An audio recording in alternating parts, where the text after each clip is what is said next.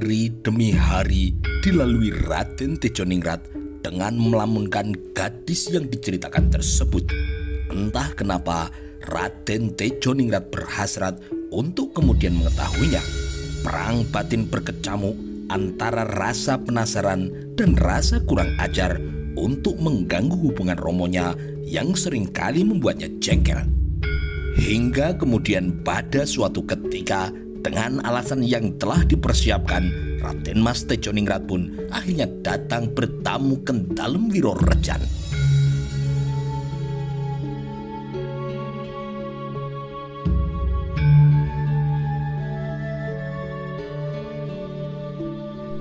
Saat Raden Mas Tejoningrat datang ke dalam Wiro Rejan, dia kemudian melihat Roro Oyi sedang duduk membatik bersama dengan Nyai Wirorejo dan beberapa candrik Wirorejan lainnya.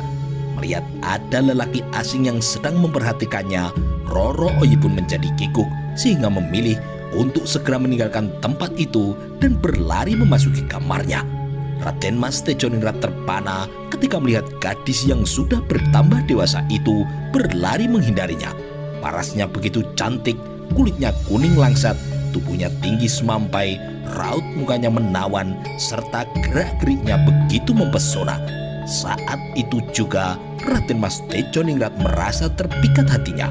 Begitu melihat sendiri sosok gadis yang telah diceritakan itu, hatinya kini menjadi tertarik dan terpesona oleh kecantikan dari gadis Cina itu. Rupanya apa yang dirasakan oleh dirinya dirasakan pula oleh Roro Oyi. Saat pandangan mata Roro Oyi bertemu dengan pandangan mata Raden Mas Tejoningrat, hati Roro Oyi berdebar-debar sehingga kemudian ia lari masuk menuju kamarnya sambil duduk termangu menebak-nebak siapa gerangan lelaki berkulit bersih, putih dan tinggi tampan itu. Roro Oyi terus saja berdiam diri di dalam kamarnya dan tidak berani lagi keluar untuk kembali pada pekerjaannya. Ada rasa malu ketika diperhatikan sedemikian rupa oleh lelaki muda yang baru pernah sekali ini dilihatnya memasuki dalam Wiro Rejan. Nyai Wirorejo lah yang kemudian mendatangi kamarnya untuk memberitahukan bahwa tamu itu adalah anak sulung dari Amangkurat Agung. Hati Roro Oyi kini terkejut karena kelak ia akan dikawin oleh Romo dari lelaki muda yang wajahnya masih diingat baik-baik olehnya. Rupanya baik Roro Oyi maupun Raden Mas Tejoningrat saling terkejut saat mereka bertemu. Bahkan Adipati Anom itu sampai berdebar-debar, tubuhnya menjadi panas dingin karena merasa bahwa ada dorongan yang membuat hatinya tertarik pada gadis yang baru pertama kali dilihatnya itu. Jika saja diperbolehkan untuk memilih, tentu saja Roro Oyi akan memilih anak Amangkurat Agung itu daripada Romonya. Selera kemudaannya lebih tertarik dengan sosok lelaki yang baru dilihatnya itu. Di pendopo, Temang Wirorejo sudah keluar dari kamarnya untuk menerima kunjungan Raden Tejoningrat.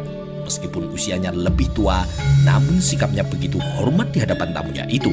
Selanjutnya, kedua lelaki yang terpaut usia jauh itu pun saling kemudian beramah tamah. Eyang Wirorejo, siapa gadis yang tadi membatik dan lari masuk ke dalam itu, Eyang? Sepertinya aku baru saja melihatnya di tempat ini. Tanya Raden Mas Tejoningrat dengan mata yang berbinar-binar setelah melihat dengan mata kepalanya sendiri. Temang Wirorejo pun memberitahukan bahwa gadis yang tadi dilihat oleh Raden Mas Tejoningrat adalah Roro Oyi, putri Ngabei Mangunjaya dari Banyuwangi yang kemudian dibawa ke Mataram untuk dipersembahkan kepada Amangkurat Agung. Selanjutnya, dia bercerita panjang lebar mengenai jati diri gadis itu. Alasan Amangkurat Agung berniat mempersunting gadis belia itu adalah untuk membangkitkan kembali gairah hidupnya. Beberapa kalangan telah menyarankan agar Amangkurat Agung bersedia untuk menikah lagi sehingga sang raja bisa merasa tetap muda dan bersemangat dalam memerintah Mataram. Kehadiran Roro Oyi dalam hidup sang raja diharapkan dapat melayani sang raja sekaligus dapat menomke praja, yaitu membuat negara menjadi lebih mudah dan menemukan gairah mencapai kejayaannya kembali. Temang Wirorejo pun selanjutnya memperingatkan Raden Mas Tejoningrat agar jangan mengganggu gadis muda itu. Roro Oyi sudah dipersiapkan sedemikian rupa bagi kebutuhan sang Raja Mataram karena dia adalah sengkeran atau simpanan dari romonya. Namun hasrat kemudahan Raden Mas Tejoningrat tidak dapat terbendung lagi oleh larangan apapun. Rupanya cinta kini telah datang kembali di hati dan menariknya untuk lebih dekat mengenal sang gadis pujaan itu. Namun batinnya juga mengalami pergulatan antara takut dengan romohnya atau dorongan cinta di dalam hatinya. Keterangan yang disampaikan oleh Temang Wirorejo kini sangat mengganggu pikirannya, sehingga Raden Tejoningrat segera mohon pamit untuk kembali ke dalam Surabayan. Hal itu membuat Raden Mas Tejoningrat kecewa dan linglung. Hatinya kini telah jatuh kasmaran kepada gadis pingitan di dalam Wirorejan itu. Sesampainya di rumah, Raden Mas Tejoningrat segera merebahkan diri di kamarnya. Pikirannya terus tertuju pada gadis Wirorejan yang telah memikat hatinya. Raden Mas Tejoningrat menjadi gelisah dan tidak dapat memejamkan mata. Selalu saja terbayang-bayang wajah gadis itu yang menggoda di pelupuk matanya. Hari-harinya kini dilalui dengan banyak melamun. Selera makannya kini menjadi hilang. Yang terbayang-bayang setiap saat adalah gadis di dalam Wirorejan itu. Dia ingin berkenalan dengan gadis keturunan Cina yang cantik jelita itu. Bahkan jika diperkenankan, dia ingin mempersunting Roro Oyi sebagai istrinya. Dikarenakan perasaan yang saling berlawanan senantiasa berkecamuk dan berperang di dalam hatinya, hingga harus menahan gejolak cinta, akhirnya Raden Mas Tejoningrat jatuh sakit. Ketika kakek dan neneknya tahu bahwa sakitnya cucu kesayangannya itu akibat tidak kuasa memendam hasrat cinta, kedua sesepuh dalam Surabayan kemudian menjadi iba dan prihatin. Mereka sangat menyayangi dan tidak tahan melihat Raden Mas Tejoningrat yang jatuh sakit seperti itu. Rupanya sang cucu telah lancang datang ke dalam Wirorejan untuk melihat langsung kecantikan Roro Oyi. Dia menjadi penasaran dan akhirnya malah benar-benar terkena panah asmara dengan gadis peranakan Cina Jawa itu. Raden Mas Tejoningrat kini lebih suka mengurung diri dan berbaring di tempat tidurnya serta enggan keluar dari kamarnya. Gairah asmaranya semakin hari semakin bertambah menyala-nyala.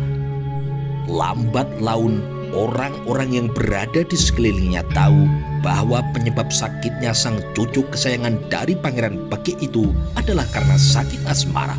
Beberapa kerabat dekat dalam Surabayan akhirnya memberitahukan itu kepada empunya rumah. Pangeran Bekik dan sang istri pun kini menjadi prihatin dengan keadaan dari cucunya.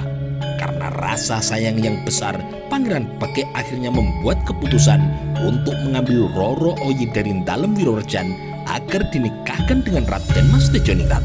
Pangeran Bekik sadar bahwa upayanya itu akan berakibat pada kemarahan sang raja. Namun perhatiannya lebih besar dicurahkan kepada sang cucu sehingga dia berani mengambil resiko jika harus menerima hukuman dari sang raja. Keluarga tersebut akhirnya mengambil langkah yang berani. Bersama dengan sang istri, mereka berdua kemudian pergi ke rumah Temang Wirorejo dengan membawa hadiah yang mahal-mahal. Pada awalnya, permintaan itu ditolak oleh Temang Wirorejo karena takut mendapat murka sang raja. Namun Pangeran Bekik tetap memaksa dan sanggup bertanggung jawab atas murka sang raja. Bahkan dia menjamin keselamatan keluarga Wirorejo dan siap dihukum mati oleh Amangkurat Agung atas perbuatannya itu. Dengan segala bujukan yang pantas serta saling pengertian di antara mereka sebagai sesama kerabat tua, Pangeran Bekik dan istri menerangkan duduk persoalannya. Rupanya ucapan-ucapan Pangeran Bekik yang menarik mampu membujuk tuan rumah sehingga bersedia memberikan Roro Oyi untuk kemudian dipersunting oleh Raden Mas Tejoningrat. Tidak apa-apa, ora ono macan arep tegel mangan gogore. Tidak ada harimau yang tega akan memakan anaknya sendiri. Tentunya, Sinuhun akan mau mengalah demi kebahagiaan anaknya. Begitulah ucapan Pangeran Pekik untuk meyakinkan keputusannya. Perkataannya itu pun diterima oleh Temang Wirorejo sehingga mengikhlaskan gadis pingitan itu untuk diberikan kepada Pangeran Pekik. Pangeran Pekik siap bertanggung jawab atas kelancangannya apabila sang raja marah karena perempuan sengkeranya telah diambil oleh anaknya sendiri. Pikirnya, Amangkurat Agung tentu akan rela melepas gadis tersebut. Toh, Tejoningrat adalah anaknya sendiri. Selanjutnya, gadis cantik itu pun kemudian dibawa ke dalam Surobayan. Kedatangan Roro Oyi yang dibawa oleh Pangeran Pekik di rumahnya kini telah membuat sakit kasmaran dari Raden Mas Tejoningrat berangsur-angsur menjadi sembuh. Rupanya sang gadis pun tidak menampik bujukan sang tuan rumah agar bersedia dinikahkan dengan cucunya. Dengan jujur dan malu-malu, Roro Oyi mengutarakan rahasia yang terpendam di dalam hatinya bahwa sebenarnya dia pun telah merasakan suka kepada pemuda yang duduk di depannya.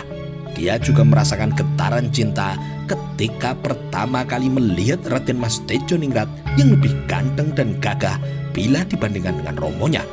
Mendengar bahwa Roro Oyi menerima cintanya, Raden Mas Tejoningrat kini bersuka cita. Dia segera bersujud kepada kakek dan neneknya sebagai ungkapan rasa terima kasih karena telah mengabulkan keinginannya. Maka segera setelah keduanya sepakat untuk bersedia menjadi pasangan suami istri, rencana perkawinan pun dipersiapkan. Keluarga Pangeran Pekik dan keluarga Temang Wirorejo saling bertemu kembali untuk membahas hubungan antara sang cucu dengan sang gadis pingitan. Dengan saling dasar pengertian cinta di antara keduanya, maka jalan resiko yang mereka ambil demi kebahagiaan mereka berdua. Kedua keluarga itu sepakat untuk kemudian mengawinkan Raden Mas Tejoningrat dengan Roro Oyi. Waktu bergerak dengan sangat cepat. Kabar perkawinan Tejoningrat dengan Roro Oyi pun akhirnya sampai ke telinga Amangkurat Agung. Sang raja sangat kecewa karena keberadaannya sebagai orang tua langsung dari Tejoningrat seperti diabaikan begitu saja. Apalagi setelah mendengar laporan bahwa perkawinan keduanya dilakukan oleh Pangeran Pekik yang menculik Roro Oyi dari dalam Wirorejan untuk kemudian dikawinkan dengan Tejoningrat. Raja kini menjadi murka ketika mendapat laporan dari orang-orang yang dipercayanya untuk mengawasi gadis pingitannya itu. Maka setelah bukti-bukti dianggapnya cukup, dia kemudian mengutus orang-orang kepercayaannya untuk memanggil Pangeran Pekik agar segera datang ke keraton menghadapnya. Ternyata tidak hanya Pangeran Pekik saja yang dipanggil untuk menghadapnya. Temang Wirorejo pun juga turut dipanggil karena dianggap lalai dalam tugas dan kewajibannya untuk menjaga gadis tersebut. Sambil meluapkan kemarahannya, Amangkurat Agung menuduh kedua orang tua itu telah melakukan tindakan gegabah tanpa melalui persetujuannya. Hal yang mereka lakukan itu sama saja dengan merongrong kewibawaan sang raja. Mereka dianggap akan menjatuhkan kekuasaannya, menginginkan kematiannya dengan cara menyakiti hatinya terlebih dulu agar jiwanya kemudian menjadi lemah. Bahkan Amangkurat Agung menuduh mereka melakukan semua itu sebagai bentuk persekongkolan untuk menjatuhkan dirinya dari tahta Mataram. Ditambah lagi dengan membeberkan bukti-bukti yang mengarah pada tuduhan bahwa sebenarnya Pangeran Pekik akan melakukan pemberontakan terhadap kekuasaannya sebagai Raja Mataram yang sah. Dengan penuh kemurkaan, Amangkurat Agung melampiaskan kemarahan di depan keduanya. Dia menganggap bahwa mengambil Roro Oyi tanpa persetujuannya untuk kemudian diberikan kepada Tejoningrat adalah bukti kelancangan telah meremehkan kedudukannya. Apalagi setelah menghadirkan beberapa saksi para telik sandi yang ditugaskan untuk mengawasi gerak-gerik yang melaporkan bahwa Pangeran Pekik pernah beberapa kali berhubungan dengan beberapa pihak yang berseberangan dengan kebijakan sang raja. Tuduhan pun kini mengarah bahwa mereka semua telah mempersiapkan perbuatan makar untuk menjatuhkan dirinya sebagai Raja Mataram. Akhirnya Pangeran Pekik pun diputuskan untuk dihukum mati dengan cara digantung di alun-alun. Tidak hanya itu saja kemurkaan yang dilampiaskan oleh sang raja, Kemang Wirorejo pun beserta seluruh keluarganya juga mendapat imbas dari masalah tersebut. Mereka tidak luput dari hukuman karena dianggap menyembelihkan sang raja. Mereka kemudian diusir dari lingkungan istana dan kemudian dihukum buang ke wilayah Ponorogo. Bahkan ternyata tidak diasingkan begitu saja, karena rupanya Amangkurat Agung telah memerintahkan orang-orang suruhannya untuk membunuh seluruh keluarga itu tidak lama setelah rombongan itu sampai di tempat pengasingannya. Ketika hari penghukuman yang dijatuhkan kepada Pangeran Pekik dilaksanakan, beberapa pendukungnya kemudian mengadakan perlawanan untuk membelanya, sehingga kemudian timbul huru-hara di Keraton Pleret. Namun karena jumlah pendukungnya tidak terlalu banyak, pemberontakan tersebut dapat segera diredam dan ditumpas. Akibatnya Amangkurat Agung kemudian memberi keputusan untuk menghukum mati semua keluarga dalam Surabayan. Puluhan kerabat Pangeran Pekik akhirnya dibunuh oleh para prajurit kepercayaan raja yang diutus untuk melaksanakan tugas penghukuman itu. Mereka semua kemudian dimakamkan di Banyu Sumurup, wilayah sebelah selatan makam Raja-Raja Imogiri. Sejak peristiwa ini, sang raja menjadi sering marah dan membunuh orang tanpa sebab yang jelas. Hal tersebut menyebabkan para abdi dalam kepercayaannya pun menjadi takut jika harus berdekatan dengannya. Selanjutnya, Amangkurat Agung juga memerintahkan agar Raden Mas Tejoningrat dipanggil untuk menghadapnya. Dia memanggil sang anak yang dianggap telah berbuat lancang kepadanya. Dia kemudian juga melampiaskan kemurkaannya dengan menuduh Raden Mas Tejoningrat telah sengaja ngege patinya atau menginginkan kematian sang ayah sebelum waktunya tiba. Merebut Roro Oye dariku, sama saja menganggap aku tidak ada lagi wibawanya di matamu. Menikahi dia tanpa memberitahukan berarti sama saja dengan menganggap aku tidak berarti lagi sebagai orang tuamu. Semua ini sama artinya dengan menganggap aku ini bukan lagi orang yang memiliki tahta di Mataram. Tindakanmu itu sama saja dengan melecehkan kekuasaanku, Tejoningrat. Nuwun sewu, Romo. Aku menikahi Roro Oyi ini bukan bermaksud sejauh itu, Romo. Aku mengawininya semata-mata karena dasar rasa cintaku kepadanya, Romo. Dan dia pun juga menerima cintaku karena Roro Oyi juga cinta kepadaku, Romo. Tidak ada paksaan sebagai dasar perkawinan kami. Perkawinanku dengan gadis pingitanmu itu bukan bermaksud untuk melecehkan kekuasaanmu sebagai Raja Mataram ini, Romo. Jawab Raden Mas Tejoningrat dengan lemah dan tetap menundukkan kepalanya. Tejoningrat, selalu saja kau berbuat demikian. Dulu pun kau tega menyakiti adikmu dengan gelipeng istrinya. Kini adikmu Singosari telah tiada. Padahal dia anak yang paling aku anggap patuh dan berbakti. Dia gigih bertempur melawan orang-orang yang berusaha merongrong dan menggulingkan kekuasaan romonya. Sedangkan kau, banyak yang melaporkan kepadaku bahwa di medan peperangan kau banyak berdiam diri saja. Kalaupun kemudian kau maju perang, itu hanya sebentar dan tidak sungguh-sungguh.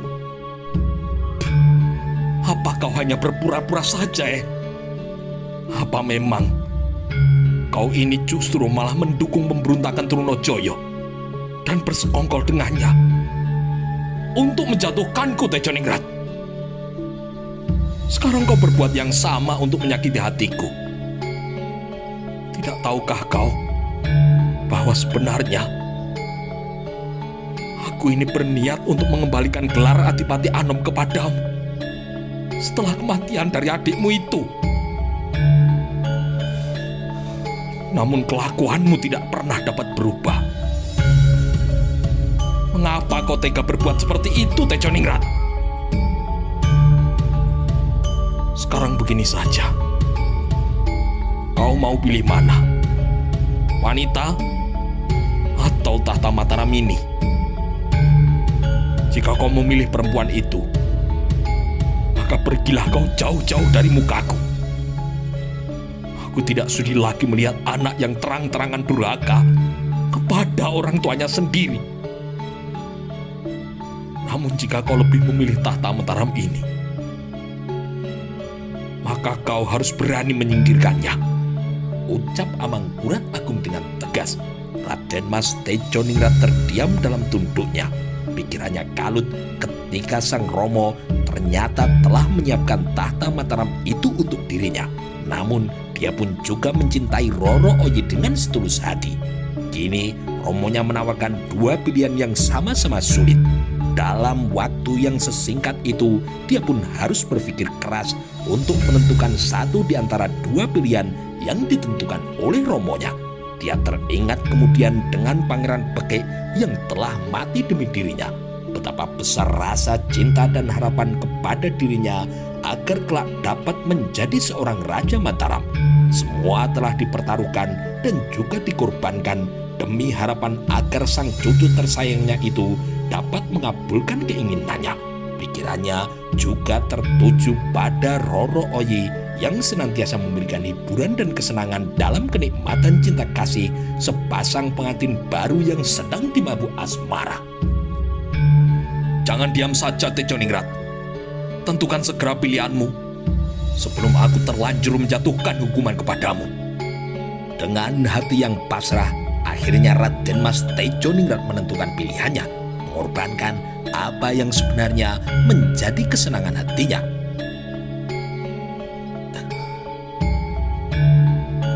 Aku memilih tahta Mataram, Romo. Benar begitu? Kau mantap dan siap untuk kelak menggantikan kedudukanku sebagai Raja Mataram ini? Tejoningrat ini mengangguk dengan lemah. Tejoningrat, calon raja itu harus bersikap tegas dan bukan meragu.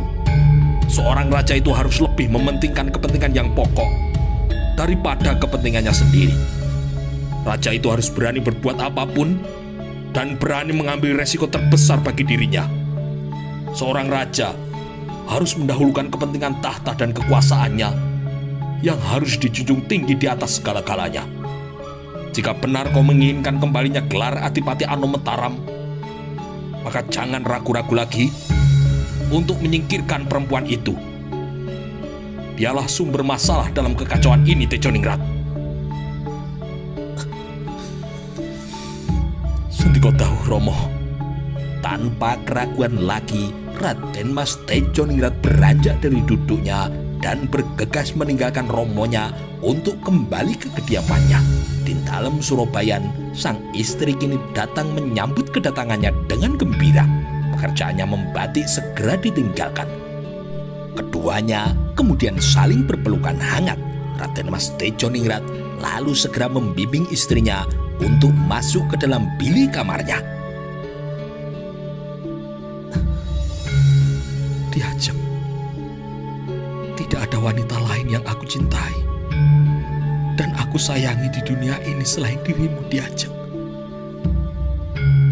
Bagiku, kau adalah segala-galanya, Di Ajeng.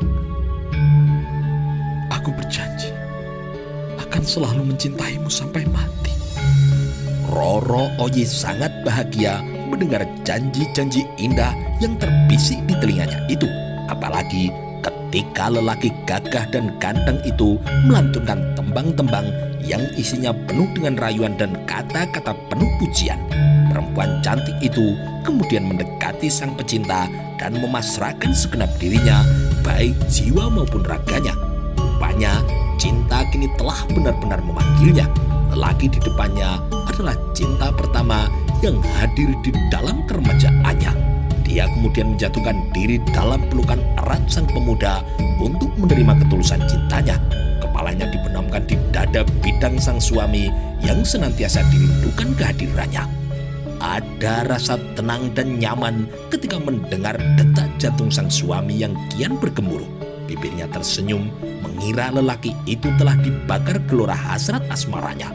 Dia pun sedang menginginkan pula untuk menuntaskan rasa rindu akan sentuhan dan rengkuan tangan jantannya.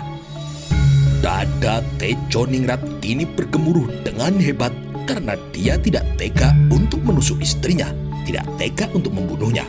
Pikirannya menjadi kacau atas pilihan sulit yang kini berada di dalam kepalanya. Tiba-tiba saja dia teringat kembali wajah Pangeran Bekik dan Raden Ayu Pandansari. Teringat dengan kematian para saudaranya di dalam Surabayan. Mereka semua telah berkorban demi harapan agar dirinya kelak menjadi seorang Raja Mataram. Setelah itu, tiba-tiba saja Raden Mas Tejo Ningrat menghunuskan keris yang tersalib di pinggangnya. Dengan tanpa keraguan, segera saja keris pusaka itu kemudian ditusukkan di pinggang Roro Oyi hingga tembus ke pinggang sebelahnya. Roro Oyi pun kini terhanyak dan memekik kesakitan setelah tahu benda tajam telah menusuk badannya.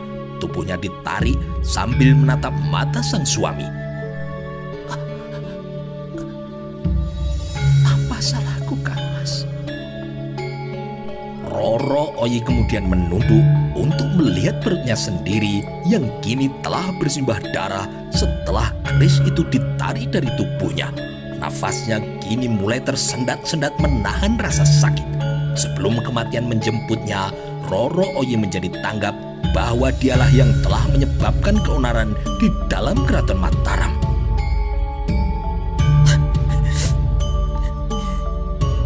Maafkan aku, Diajeng. Maafkan kekejamanku ini. Maafkan aku, Diajeng. Kang Mas, tidakkah aku telah mencintaimu dengan tulus? Hanya kepada Kakang ku berikan seluruh diriku ini, Kang Mas.